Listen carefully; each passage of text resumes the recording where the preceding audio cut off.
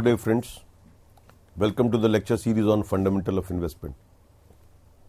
In the subject of Fundamental of Investment, we are discussing about, or in my previous lecture, I was talking about fixed income securities with a specific reference to bond valuation. In my previous lecture on the bond valuation, I talked about how do we calculate the fair value of a bond, which we refer as the intrinsic value or the fair price of the bond.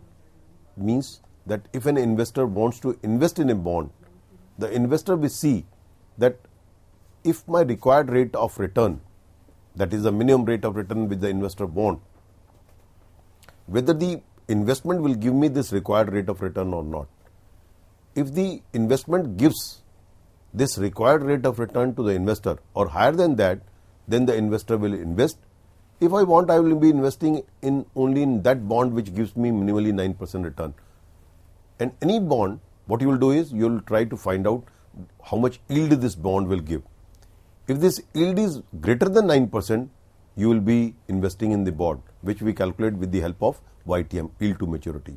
That if the bond is giving you more than 9%, you will say that this investment is worth investing. If a yield is less than 9%, you will not invest in the bond because your required rate of return is 9%. Or you can say you compare it the market price with the intrinsic value or fair value.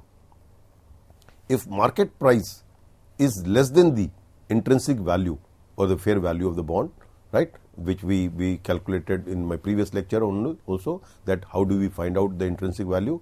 So if market price is less than the fair value or the intrinsic value, then it means the bond is underpriced and you will invest in the bond, and vice versa. If the market price is more than the intrinsic price, investor will say that the bond is overpriced and you will not invest in the bond. So in continuation of that, let me take another example to understand how do we calculate the intrinsic value of the bond. Suppose Mr. Suresh is considering purchase of a bond which is currently quoted at rupees 910, means the current market price of the bond is 910 rupees. The bond has a face value of rupees 1000. The face value is 1000, means the company issues bond with a face value of 1000. It carries coupon rate of 11%. That is, the company promises to give 11% interest on 1000 rupees year after year. And the time to maturity is 5 years. The life of the bond is 5 years. Currently, the interest income is subject to 30% rate of tax. Means the investor who is thinking of investing in this bond, the investor is in the 30% tax bracket, right? So this interest income is giving, whatever the interest income that will accrue to the investor, it is subject to 30% tax to the investor. And capital gain means at the time of selling the bond, if the investor gets some capital gain, the investor is subject to 10% tax rate. Any income which the investor will get on account of capital gain. What is capital gain? To put it simply, the difference between the price at which company will redeem and the purchase price of the bond, right? So suppose you purchase a bond for 900 rupees and the redemption value is 1000 rupees. So 100 rupees difference is the capital gain. So this capital gain is 10% taxable to the investor, to Mr. Suresh. So you have to advise to Mr. Suresh, should he buy this bond if the required rate of return is 10%. Means Mr. Suresh is satisfied if any investment on a bond, on this very bond which we are talking of, gives him a return of 10%. So this is the problem, this is the example which we will try to find out. So what we will do, friends, whatever the interest income on this bond is, as you know well, that interest income is being given at a coupon rate on the fair price, on the face value of the bond. What is the face value of the bond? The face value of the bond is 1000 rupees. So the coupon rate is 11%. It means 110 rupees interest income for 5 years the bond will fetch, right? So fair value is, the face value is 1000, coupon rate is 11%, the current market price is 910 rupees, and life of the bond is 5 years, redemption value is 1000 rupees. Required rate of return is 10%, right? So, and the tax rate is 30%, capital gain tax rate is 10%, right?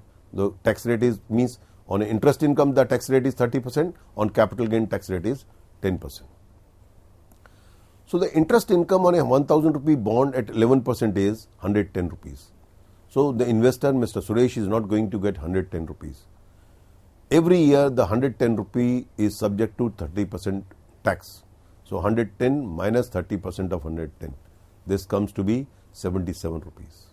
So, net interest income after paying tax the investor will get is 77 rupees.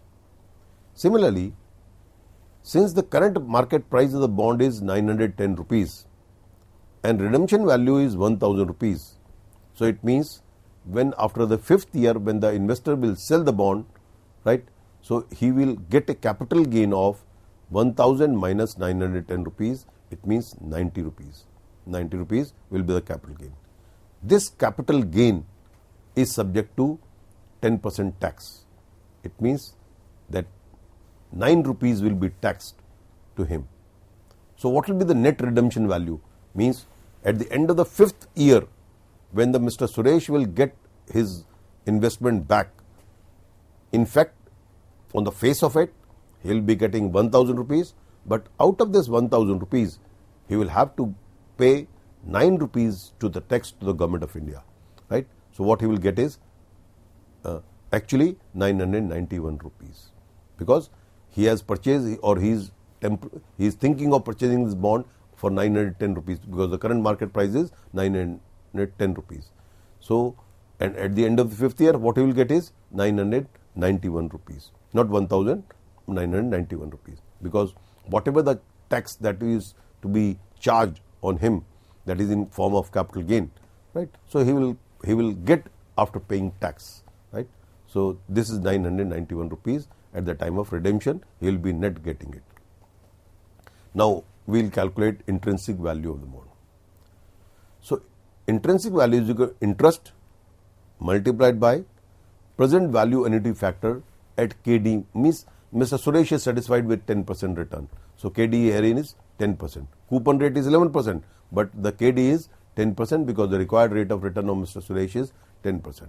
So, present value annuity factor at 10% rate of interest for 5 years, right? This comes to be 3.791 plus the redemption value. I will not take redemption value as 1000 rupees, I will take redemption value as 991, 1000 minus 9 rupees, that is the tax amount. So, 991 multiplied by present value factor at 10% on 5th year, that is the redemption value which he is going to get after 5th year, what is the present value of this. So, this present value of is always being calculated in 1 rupee terms. So, it is 0.621. So, 991 multiplied by 0.621. So, this value comes to be 907.32, that is 907 rupees 32 paisa. This is the intrinsic value of the bond. Friends, at what price the bond is available? The bond is available, B0 is 910 rupees. The present market price is 910 rupees. And since the intrinsic value is 907, the question is whether Mr. Suresh should invest in this bond or it should not invest in them. So, what will be your answer? Your answer should be, since the value of the bond is less, the fair value of the bond is less than the market price, Mr. Suresh should not invest, because the bond is available in the market at 910 rupees, the fair value is 907 rupees. So, the market price is higher than the fair value, although it is a very small amount, but nevertheless, if you talk scientifically, Mr. Suresh should not invest in the bond. Friends, after talking of this bond valuation, the intrinsic value of the bond, now let me talk of the other aspect, that is valuation of convertible debenture. Up till now, I was talking of the valuation of non-convertible debenture, in which for the life of the bond, investor will get interest income up to the life of the bond plus the redemption value. So, we used to value the bond, the fair value of the bond by discounting, by using discounted cash flow technique, by discounting the interest income and the redemption value of the bond with a discounted cash flow, with a discounting the required rate of return. Now, what is convertible debenture? Convertible debenture means those debentures which are being converted into equity shares. Means it may be partly convertible, it may be fully convertible. That is, suppose a company issues 1,000 rupees bond for 5 years, and it promises that after the 5th year it will convert these bonds into 5 equity shares. That is, company will convert these bonds after 5 years for 5 shares. That is, at the end of the life of the bond, right, it will be converting, it will not pay back 1,000 rupees, right, it will pay you for 5 years, it will pay interest, and at the end of the 5 year you will have a coupon rate, and at the end of the 5 year it will pay you, it will give you the 5 shares, and that is each share of for rupees 200. 200 rupees will be converted into 1 share, that is 1,000 rupees will be converted into 5 shares. So how do you value this bond? Right? It may be partly convertible, it may be fully convertible. It may be like this also. A company issues, say, for example, 1,000 rupees bond. Life of the bond is 5 years. It will say that after 3 years, company will be issuing 2 equity shares for rupees 200 each. Right? So, and the coupon rate is 10%. That is, up to 3 years, company will be paying on 1,000 rupees 10% interest. At the end of the 3rd year, out of 1,000 rupees, 400 rupees will be converted into equity share. That is, company will be issuing 2 equity share for 400 rupees, and rest will be remain as debenture. That is, 1,000 rupees debenture will be remaining only, the value of the bond will remain only 600 rupees. 400 rupees will be converted into 2 equity share at the end of the 3 year, and for 4th and 5th year the investor will be getting interest only on 600 rupees, not on 1,000 rupees. This is called partly convertible. Not full amount is converted, a part of it is being converted into equity share. Right? So a convertible debenture may be fully convertible or partly convertible. Further, they may be compulsorily convertible or convertible at the option of the bondholders.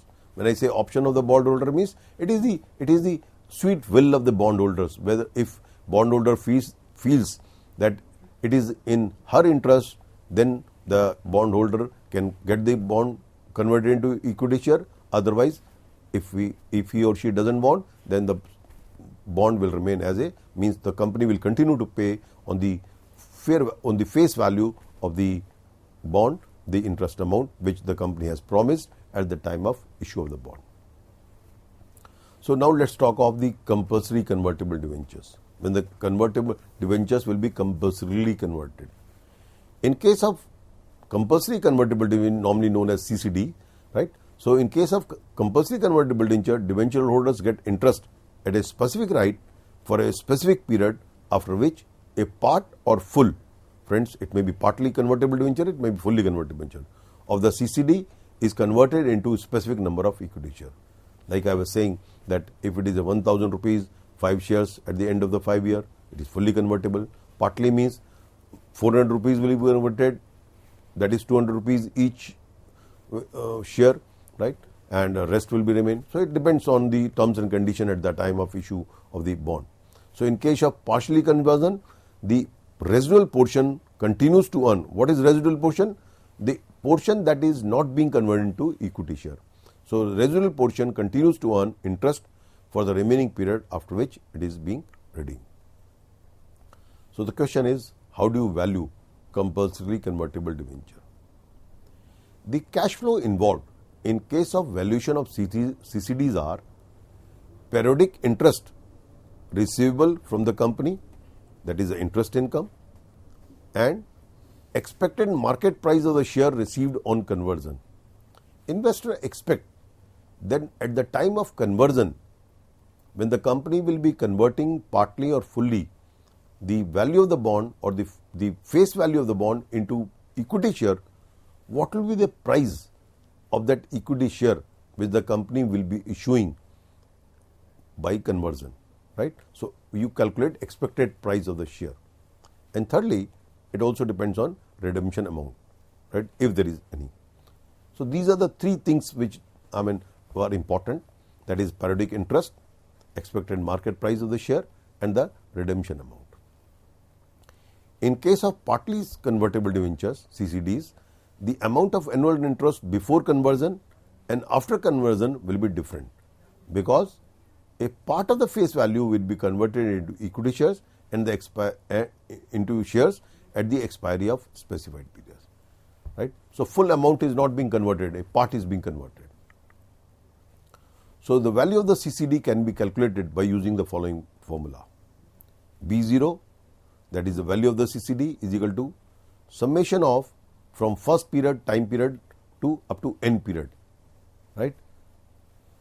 Interest in the period I divided by 1 plus KD raised to the power I. KD is the required rate of return, plus MP, right, divided by 1 plus KE, right. M here means number of shares which the company will be issuing at the time of conversion. P means the price which you expect that at the time when the company will convert into equity share, what will be the price of that share, right. Suppose a company, I was giving example, and 1,000 rupees bond, 2 shares will be issued at the end of the 3 years at the rate of rupees 200. Supposingly at the end of the 3 years, the price of the bond, price of the share investor expect will be 250 rupees. So M means here 2 shares will be issued. P means that 250 rupees. So 2 multiplied by 250 rupees, right. So P is the price which you expect that at the time of conversion, when the company will be converting this bond into equity share, what will be the price of the equity share. M is the number of shares which the company will be issuing at the time of conversion, divided by 1 plus KE. KE is nothing, not KD. KD refers to the required rate of return on the bonds. KE is the required rate or required return on the share. So 1 plus KE raised to the power T. T means the time period, plus redemption value. Finally, at the end of the life of the bond, you will getting the redemption value if there is any, right. So redemption value divided by 1 plus KD raised to the power N. N means the period in which the redemption will take place, right. So KD is your required rate. This I have already explained. What does this N means? Life of the bond.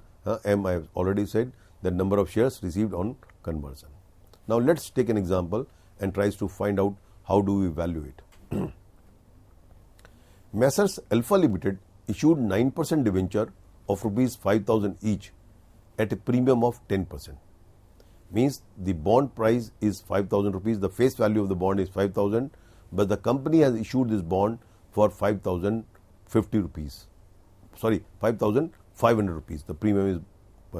But friends, let's be very clear that for calculation of interest purpose, the premium doesn't matter, right? Because what price the company, what interest the company will pay, it depends on the face value of the bond and the coupon rate of interest.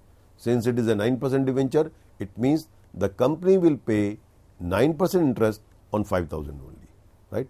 So find out the value of the debenture under the following situation.